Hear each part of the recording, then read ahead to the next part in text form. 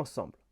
C'est cette unité des Bretons de ce pays qui garde intacte la volonté de voir réunie la famille au complet.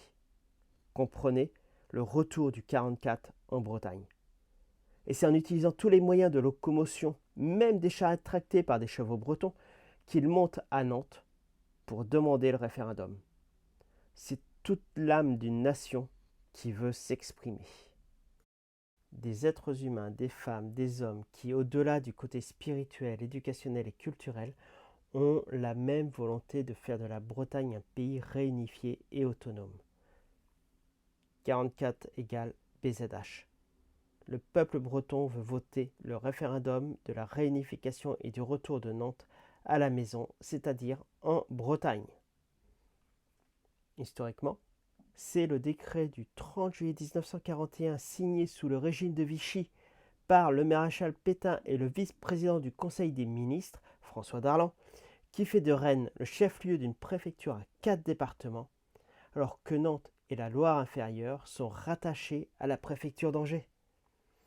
À la Libération, les préfectures régionales sont supprimées via l'ordonnance du 3 juin 1944. Selon Benez-Rouz, dans une interview pour Libé le 10 août 2018, ce décret du 30 juin 1941 n'a plus de valeur juridique aujourd'hui. Et, je le cite, « À la Libération, les décisions prises sous Vichy sont devenues caduques. Mais le découpage à 4 départements est resté dans les tuyaux de l'administration française. Et quand plus tard on a refait les régions, les cartes de 41 sont ressorties. » C'est en 1973 que la Bretagne a finalement été validée à 4 départements. Aujourd'hui, le sujet est toujours ouvert et sensible.